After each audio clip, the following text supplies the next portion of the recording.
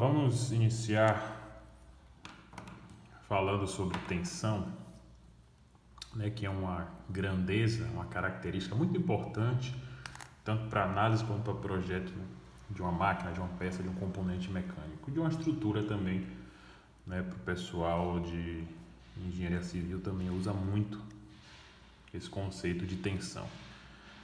Então, é uma breve revisão, né, do que vocês já viram em resistências materiais. Então, vamos lá.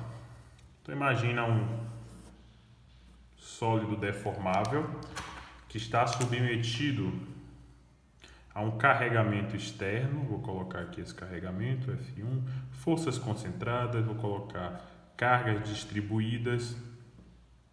Tá? Vou colocar momento concentrado, mais força concentrada. Ou seja, de uma forma genérica, como um corpo, né, deformável, um corpo sólido é carregado. Né? Tensão é uma propriedade interna, uma propriedade de ponto. Então, para a gente falar de tensão, a gente precisa escolher o ponto que a gente quer descobrir essa tensão. Como é uma propriedade interna, nós supomos, por exemplo, se eu quero entender a tensão, o estado de tensão em um ponto aqui, eu suponho um plano imaginário cortando esse corpo em duas partes, em duas metades. Então, a primeira metade, isolando aqui a primeira metade, eu tenho, é lógico, as forças, né, que estão sendo carregadas aqui, F2, F1, F3. Não foi feito um corte real, né? O que a gente fez foi um corte imaginário. Eu quero entender o que está acontecendo em uma pequena área aqui DA, tá? Uma área DS, quando eu faço esse corte. Como o corpo, né? Você tem esse corpo, esse sólido, ele sofre interações. As partes, né? Os pontos desse sólido estão interagindo, né? Uns com os outros. Então existe uma aplicação de força mútua, né, de um ponto com relação ao outro, etc., de acordo com a terceira lei de Newton. Essas forças todas que essa metade exerce no outro lado pode ser resumida, né, simplificada com a única força que eu vou representar aqui como ΔF. Tá? Essa área aqui, ao invés de ds, vamos colocar ΔS também. Ok? Então, o que se pergunta é o seguinte: se eu for reduzindo essa área ds, né, para um ponto muito pequeno, né, à medida que eu vou reduzindo a área, eu vou aproximando de um ponto, né, aquele conceito de limite. Então, o que é que acontece com o limite dessa quantidade df sobre ds quando ds tende a zero? Apesar de ds ir para zero e ΔF também para zero, o quociente no limite tende a um vetor. Vou representar aqui com essa letra T minúsculo, T minúsculo vetor. Né? Ou seja, o limite tende a um vetor. Vamos representar esse vetor aqui, novamente o mesmo desenho, tá? Com o mesmo carregamento externo.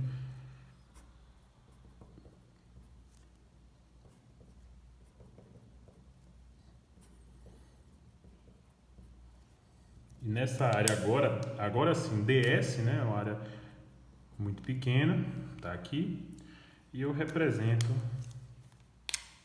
esse vetor, o limite, sei lá, gerou um vetor aqui t.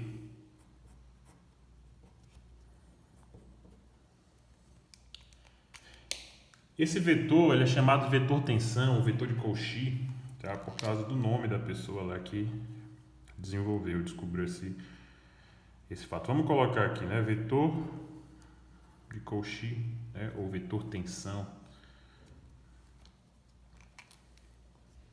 T.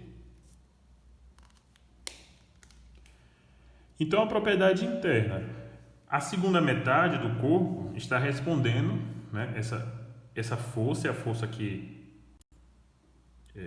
essa metade daqui exerce. Na verdade, isso não é uma força, né? É uma razão entre força e área, mas essa razão, ou seja, esse vetor aqui, é que uma metade exerce na outra, né? Aqui a outra metade exerce nesta, vai ter o mesmo módulo, mesma direção e sentido contrário, por causa da terceira lei de Newton. Bom, essa grandeza aqui é o princípio básico para a gente falar de tensão, tá? Por quê? Se eu imaginar aqui, por exemplo, um sistema de eixos coordenados x, y, z, vamos colocar aqui o sistema de eixos. Por exemplo, um vetor unitário para representar essa área, posso colocar um vetor n minúsculo representando essa área aqui. Eu ainda posso ir mais além, eu posso encontrar componentes desse vetor tensão, uma componente paralela ao vetor unitário n e componentes tangenciais aqui, ou seja, perpendiculares a n, tangenciais a essa área daqui, essa seção, né? Então eu teria, novamente, as forças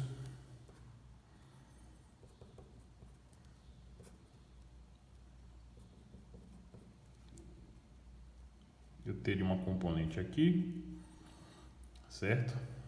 Digamos que eu tenho uma componente aqui e uma componente aqui. Se eu disser que essa área aqui é uma área X, né? Porque a área está normal, né, ao eixo X, né? E eu chamar esse vetor aqui de TX, certo? Eu preciso também identificar essas componentes desse vetor tensão, desse vetor de Cauchy aqui. Essas componentes são, de fato, aquelas tensões que a gente chama de tensão normal e tensão de cisalhamento. Normal porque é perpendicular à área e cisalhamento porque é tangente à área. Como é que a gente representa sigma para tensão normal e tal para tensão de cisalhamento? A gente usa também uma representação indicial, né, onde o primeiro índice representa a área no qual ele está atuando, né? Todos esses vetores, lembre-se, veio desse vetor aqui, né? Todas essas componentes de tensão vieram desse vetor aqui, de Cauchy, onde são as componentes do vetor de Cauchy atuando na área X. Esse vetor unitário n, na verdade, é o vetor i, né? É o vetor unitário na seção i. Tem o módulo 1 e é perpendicular à seção. Nesse caso aqui é um vetor i. Mas esse n, essa seção, por acaso aqui, ela acabou sendo perpendicular ao eixo x. Mas essa seção, esse corte que eu fiz, eu poderia ter feito em qualquer direção, não limitada a essa direção aqui. Então, o primeiro índice representa a área na qual atua a componente de tensão. Então, eu vou colocar aqui, todas agem na área X. Ó. O segundo índice indica a direção na qual a componente de tensão atua. Essa componente de tensão atua na direção X. Ó. Então, eu represento X novamente. Essa componente de tensão de cisalhamento atua na direção Y. Então, Y aqui. Essa aqui na direção Z, então tal XZ. Como para tensões normais o índice sempre vai se repetir, então a gente normalmente coloca apenas um índice, sigma x. As demais não, a gente coloca tal xy e tal xz. Uma curiosidade é o seguinte: se esse corte fosse feito em um outro plano, ou seja, se eu corto num plano diferente, apesar de eu estar estudando o mesmo ponto, esse vetor de Cauchy vai ser diferente. O vetor de Cauchy obtido vai ser diferente. Ou seja, vamos fazer assim, né? Vamos imaginar um corte aqui nessa direção. eu faço o corte nessa direção e eu tenho algo desse tipo, né? O corpo está aqui, o ponto que eu estou estudando é esse ponto aqui, as forças, ó, que estão atuando, F1, F2, F3 não mostra mais porque está na outra metade, mas eu mostro o momento, né? O momento que está aqui nessa ponta, ele está atuando, então M1 está aqui. Então o vetor de Cauchy, né, resultante nesse ponto, vai ser diferente. Como o vetor unitário é essa área aqui, o vetor N, nesse caso, é o vetor Y, né, é o que a gente chama de J. Então, esse aqui seria um TY. TY diferente de TX. Ok? Então, novamente, eu posso representar através das componentes.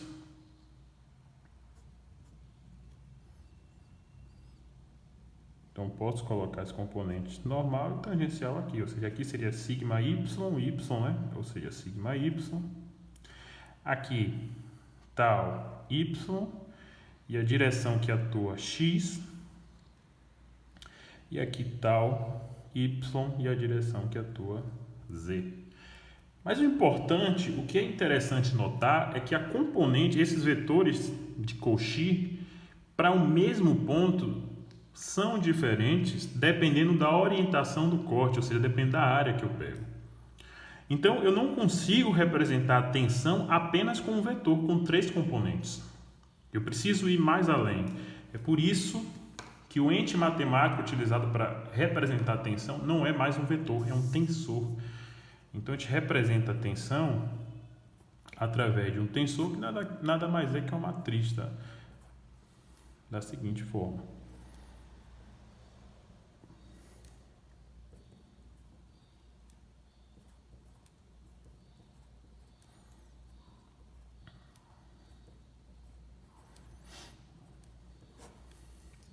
Pronto, esse é o tensor. Então, por isso que ele é conhecido como tensor tensão de Cauchy. Ora, a gente tem 9 componentes esse tensor tensão, ok? Então, é uma grandeza, tensão é uma grandeza tensorial. Isso aqui é um tensor, mais especificamente, é um tensor de ordem 2, ou tensor de segunda ordem. A gente diz que um vetor é um tensor, mas de primeira ordem. E a gente diz que um escalar é um tensor de ordem 0. Ok? Então, se eu for representar, por exemplo, vou repetir aqui o ponto e vou imaginar que eu estou fazendo agora no corpo 3 planos simultâneos passando por aquele ponto ali. Então, eu represento com um cubo.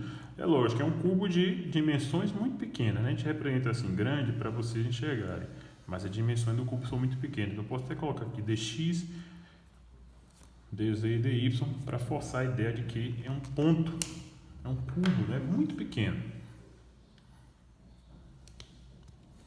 Então, quando eu faço esse cubo, o que é que eu vou ter?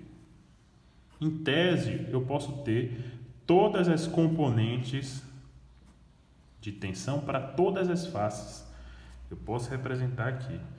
Então, eu posso colocar aqui, ó, normal, tangencial, normal e as tangenciais.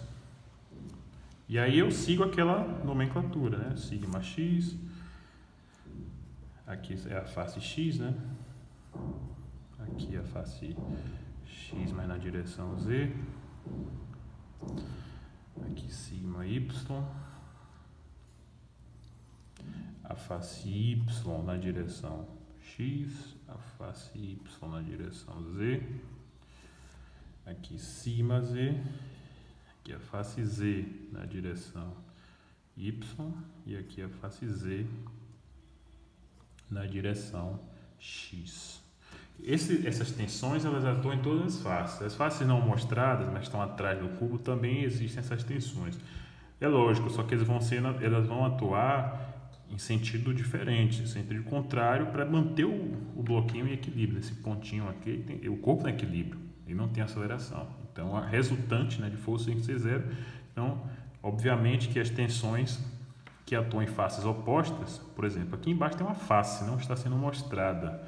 Existe uma tensão Y, só que ela atua para baixo. Ok? Então, a gente fala que são as faces positivas, né, do corpo, porque aqui estão atuando nas direções positivas. E aí, a representação do tensor tensão, tá? Que é uma matriz de ordem 3×3, né? E a gente coloca, tá, essa matriz aqui. Eu vou colocar aqui XY, sigma Y, YZ, XZ, YZ, sigma Z. Às vezes confunde, né? Porque é um monte de número de letrinha, né? Então às vezes pode confundir, mas então quando você preenche com atenção para não sair nada errado. Note que eu repeti, ó, esse com esse, né? Esse daqui eu repeti e esse daqui está repetido, né? O mesmo índice. Na outra página eu escrevi ZY. Por que eu estou fazendo isso? Porque de fato o tensor tensão ele é simétrico. As componentes estão simétricas com relação à diagonal principal são iguais, tá? O tensor tensão é simétrico por uma condição de equilíbrio. Se ele não for simétrico, esse bloco aqui nunca vai estar em equilíbrio. Então,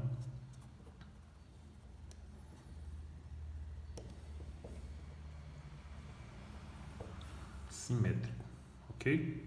Então você não precisa de 9 componentes para definir o estado de tensão. Esse aqui é o estado de tensão no ponto, tá? Eu não falei mais, é o que a gente chama aqui de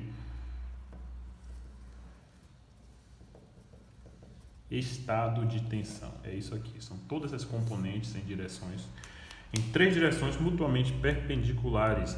Com essas componentes eu defino todas as componentes em qualquer ângulo que eu queira. Eu só preciso conhecer as componentes de tensão em 3 direções perpendiculares entre si, ok? Como é que eu faço isso? Porque o tensor tensão, na verdade, nada mais é que uma transformação linear, né? Ele faz aquilo lá que vocês aprenderam em álgebra. O que é uma tensão, uma transformação? Se eu pegar o tensor tensão e multiplicar a direita por um vetor unitário que representa uma área qualquer, ou seja, o que é que eu estou dizendo, né? Lembra aquele corpo lá, de novo, desenho ele aqui. Vou pegar uma direção agora inclinada. Não é X, não é Y, não é Z. Eu não tenho aqui as componentes, mas eu tenho como descobrir com base na transformação linear. Como que eu consigo isso? Então a direção está inclinada. Representei aqui o corpo cortado nessa direção. Existe um vetor unitário que representa essa seção aqui, ó. Ele está normal a essa direção. Esse vetor N. Ok? Esse vetor N vai ter componentes na direção X. Vou botar aqui NXY mais NYJ mais NZK. Ou seja, então se eu multiplico esse vetor, a matriz do tensor tensão por esse vetor unitário que representa essa área, o que eu obtenho é o vetor tensão, o vetor de Cauchy naquela área. É um vetor que está atuando naquela área, vamos chamar aqui de Tn. Faço a decomposição mais uma vez, obtenho as componentes normal, ok? E tangencial. É isso a importância, isso é fantástico, porque eu preciso apenas de 3, conhecer as tensões em 3 planos mutuamente perpendiculares, eu conheço o estado de tensão em qualquer plano, ok? Aí vocês viram lá em resistência dos materiais que existem o que são chamados de planos principais.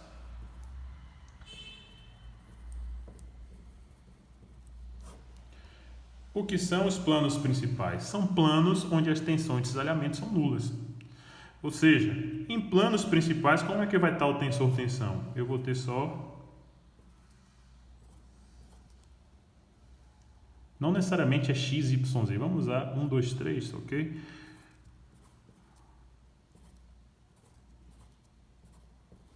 Ou seja, 3 tensões principais. Note que os lugares, né, as posições onde a gente coloca as tensões de cisalhamento são nulas, porque, por definição, o plano principal não tem cisalhamento. Ok? Então, num plano principal, o que é que acontece?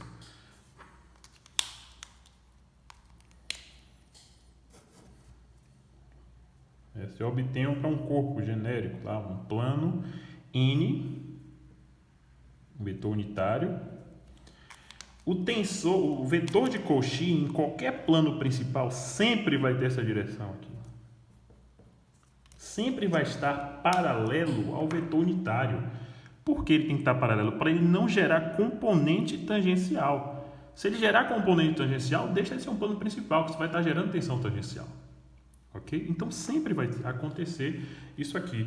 Então isso significa que em um plano principal, essa transformação aqui pode ser escrita da seguinte forma. Se eu multiplicar o tensor-tensão por N, é a mesma coisa, eu vou obter um T, né? Um vetor T aqui. E esse vetor T também pode ser escrito com eu multiplicar um número, um escalar, por esse vetor N. Ou seja, eu vou dizer o seguinte, que o vetor tensão, o vetor de Cauchy que atua na seção, nada mais é que um número multiplicado pelo esse vetor unitário aqui. Ou seja, ele é n lambda vezes maior, né, do que o vetor unitário.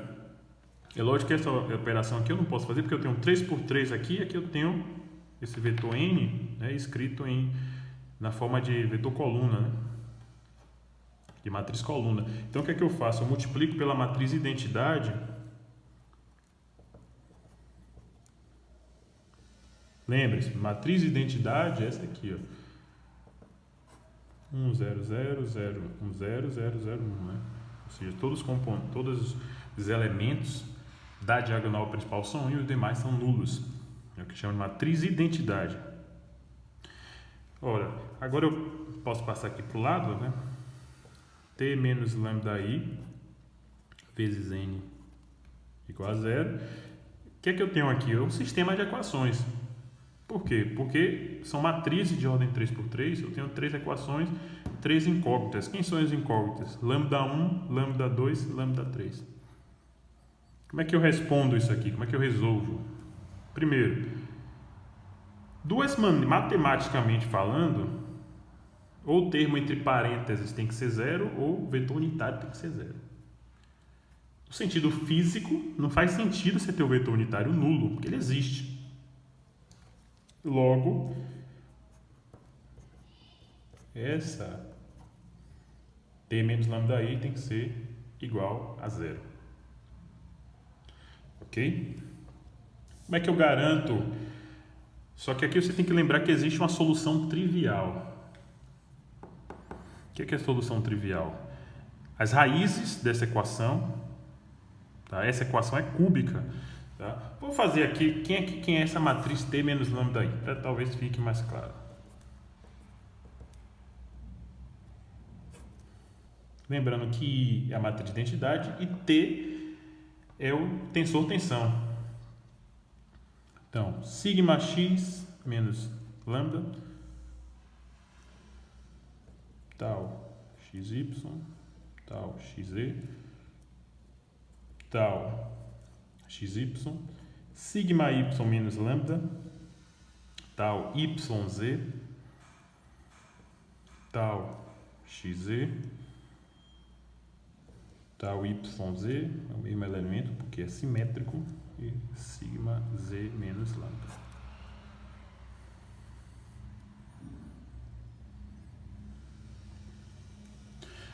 Porque, ó, essa operação aqui, ela pode gerar, né, raízes, a solução que chama de solução trivial, que é 0, 0, 0, lambda 1 igual a 0, lambda 2 igual a 0, lambda 3 igual a 0. A gente não quer isso, obviamente, porque não faz sentido físico nenhum. Tem solução, uma solução matemática, mas que não retorna. O sentido físico é irreal, não responde ao que a gente quer. Para a gente forçar que essa expressão aqui não gere a solução trivial, a gente tem que garantir que o determinante de t menos lambda i tem que ser igual a zero. Isso é um problema, o famoso problema de alto valor que vocês aprenderam em álgebra. Ok? Então, o determinante dessa matriz tem que ser igual a zero. Então, você calcula o determinante. Ó, se você calcular o determinante dessa matriz, você vai ver que vai gerar uma equação cúbica em lambda, né? Porque as componentes de tensão, sigma e tal, você conhece. Você só não conhece lambda. De fato, são as raízes da equação. Então, vai obter uma equação cúbica em lambda. E quem vai ser o lambda? Lambda, pense, é o valor que eu estou multiplicando, o vetor unitário, que está normal à seção, que me vai garantir gerar o vetor de Cauchy. Ou seja, lambda nada mais é que as tensões principais, sigma 1, sigma 2 e sigma 3. Ok? Lambda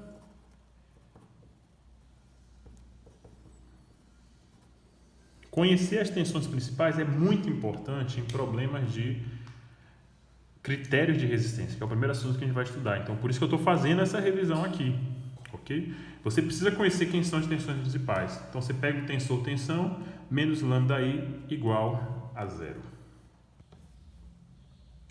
Então, é isso. Basta eu resolver essa expressão, onde sigma 1, sigma 2, sigma 3 vão ser as tensões principais.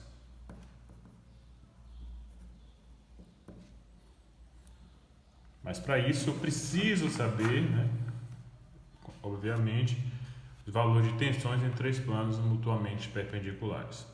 Ok? Então é o seguinte. Resumidamente, o que eu tenho é um ponto, né, onde passam três planos, tá, nas proximidades do ponto.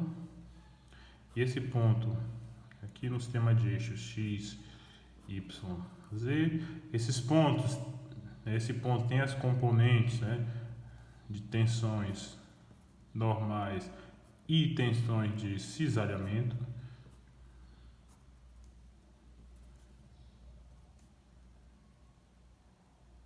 Tá?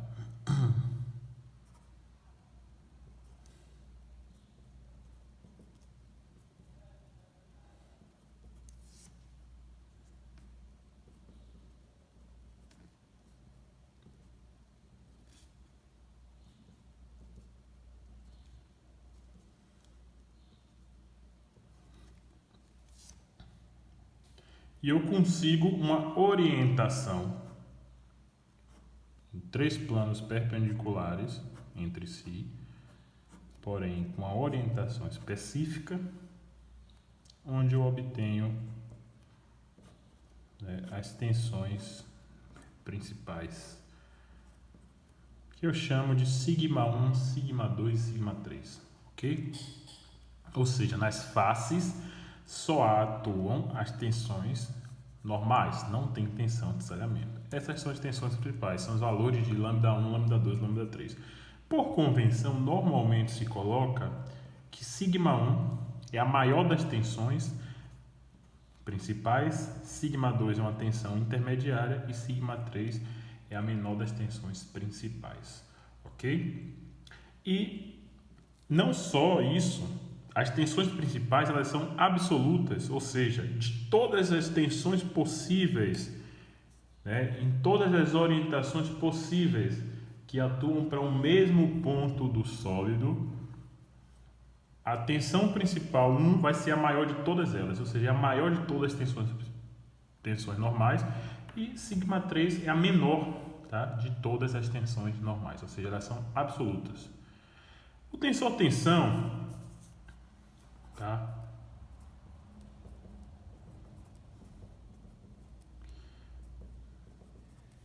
vocês vão repetir tanto que não vão nem confundir, né, na hora de repassar, porque são várias letrinhas e acaba confundindo algumas vezes, então tem que preencher com atenção, ok?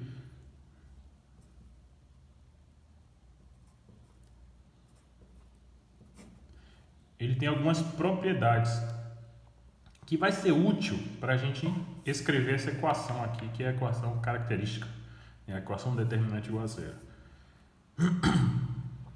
Quais são essas propriedades? São chamadas, primeiro, é um tensor simétrico, né? A gente já falou, ou seja, as componentes são simétricas, que estão simétricas em relação à diagonal principal, né? Elas são iguais. E a segunda propriedade são os invariantes do tensor tensão. Ele possui alguns invariantes. Eu vou colocar a letra I, tá, para indicar quem são esses invariantes.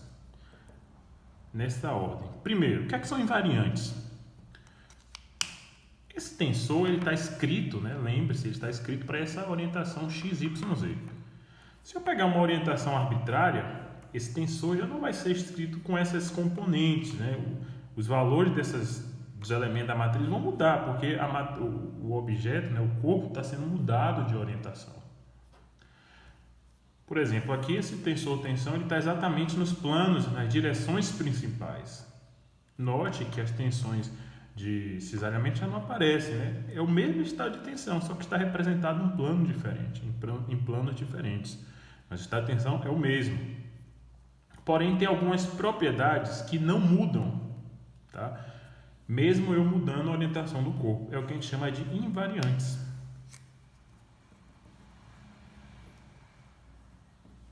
Os invariantes de tensor-tensão. Primeiro, é o traço da matriz, é o I1, é a soma dos elementos da diagonal principal. A diagonal principal é essa aqui. Então, sigma x mais sigma y mais sigma z. A soma desses elementos tem que ser a mesma, independente da orientação, do ângulo que estou pegando. O segundo é a soma dos determinantes das submatrizes, ou seja, é o determinante das matrizes que eu obtenho quando eu elimino linha e coluna. Por exemplo, elimino a linha 3 e a coluna 3, eu obtenho uma submatriz 2×2. Então, é essa matriz aqui.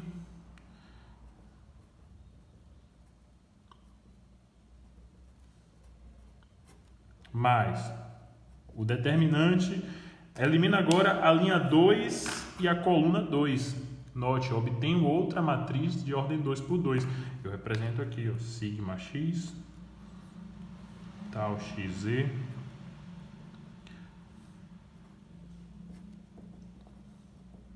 e se eu tirar a linha 1 e a coluna 1,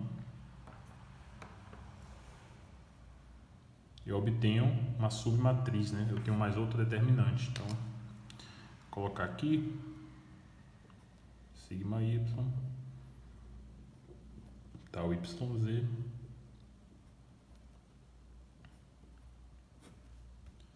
Ok? Ou seja, essa soma, independente da orientação dos planos que eu estou considerando, vai dar sempre o mesmo valor.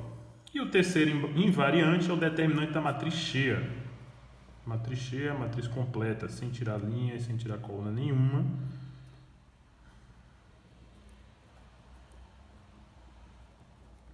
Esse determinante,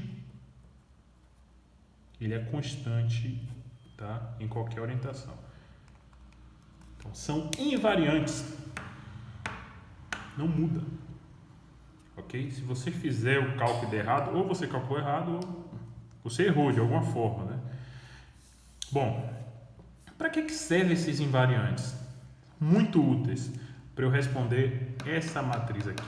Para eu evitar de fazer todo esse cálculo determinante, tem gente que faz aqui a regra de Sarros, né? Repete as linhas e tal. Para eu evitar fazer isso, eu posso escrever a equação característica da seguinte forma: lambda ao cubo menos invariante 1 lambda ao quadrado mais invariante 2 lambda menos invariante 3 igual a zero.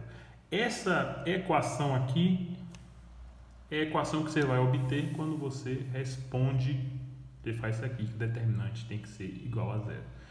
Então não precisa você fazer essa conta com menos o lambda, sair com a conta determinante. Você calcula os invariantes e substitui nessa equação aqui. A solução, lambda 1, lambda 2, lambda 3, mais uma vez, são as tensões principais. Ok? Essa aqui é a equação característica, né, circular do problema de alto valor.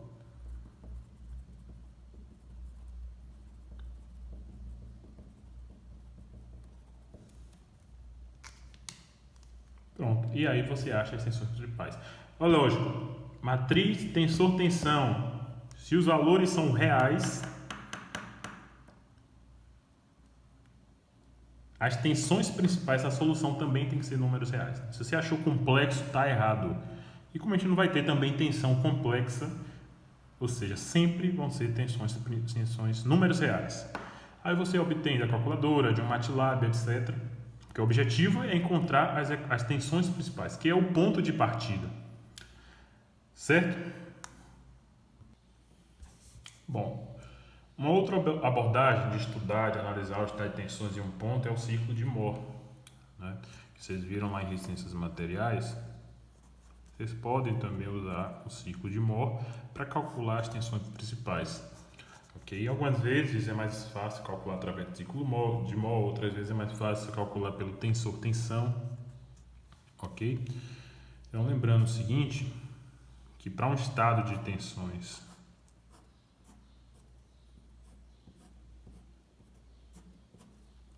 tridimensional, ou seja, completo,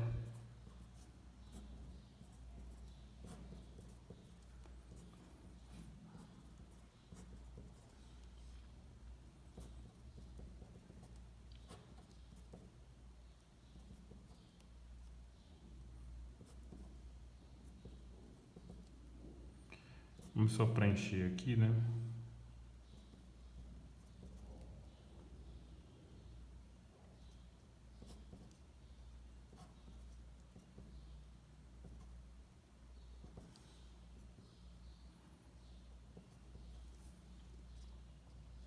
Para um estado de tensões completo, né, você tem um ciclo de Mohr, aquilo que a gente chama de tridimensional, né? Vocês devem ter aprendido lá em resistências materiais. O ciclo de Mohr, na abscissa a gente marca tensões normais e na ordenada a gente marca tensões cisalhantes. Só que para um estado de tensão completo, assim é mais difícil você encontrar, né, você conseguir marcar esse estado de tensões.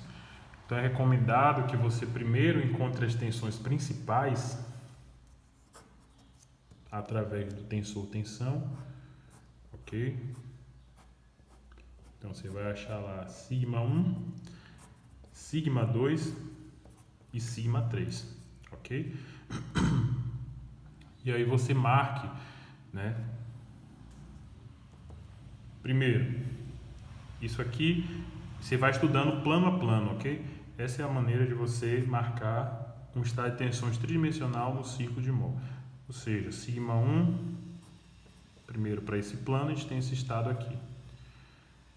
Aí você tem, em um outro plano, você tem um estado, né,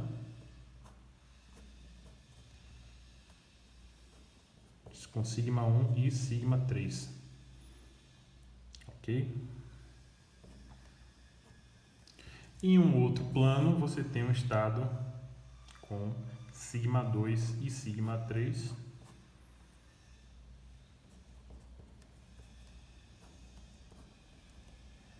Vamos colocar sigma 3 para dentro, só para ficar mais didático na hora que a gente for marcar. Então aqui a gente corrige, né, sigma 3 aqui para dentro, ou seja, de compressão, né, seria para dentro.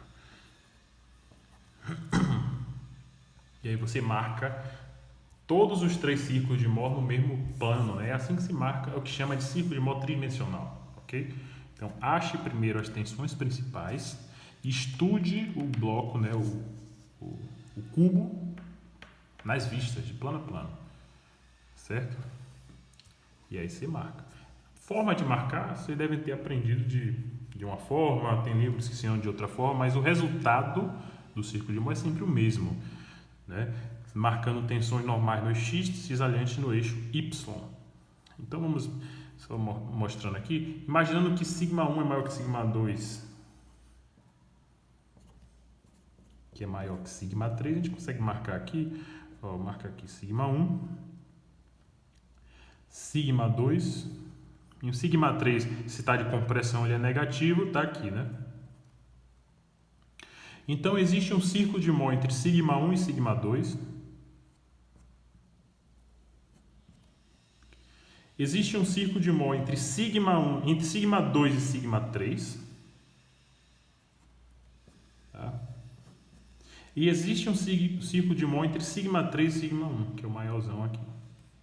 Ou seja, são os 3 círculos de Mohr marcados no mesmo sistema de coordenadas. A forma que você usava lá para marcar o círculo, você usa aqui, ok? Mas, trabalhando de plano a plano, você tem isso. Quem é a tensão de cisalhamento máxima? Esse ponto aqui, né? Nada mais é que o raio do maior círculo, né? Essa formação da tensão de cisalhamento máximo é muito importante. Ou seja, o valor da tensão de cisalhamento máximo é o raio desse círculo maior. Quem é o raio do círculo maior? Metade do diâmetro. Quem é diâmetro? σ1 menos σ3 sobre 2. Então, a forma aí de se encontrar a tensão de cisalhamento máximo via círculo de Mohr é sempre a metade da maior diferença entre as tensões principais, certo? Tensão de cisalhamento máxima é sempre a metade da maior diferença entre as tensões principais. A maior diferença entre a maior tensão principal e a menor, ok? E aí você tem as tensões principais, obviamente, marcadas no eixo onde só tem tensão normal, certo? No próximo vídeo vamos fazer um exercício para fixar esse conteúdo.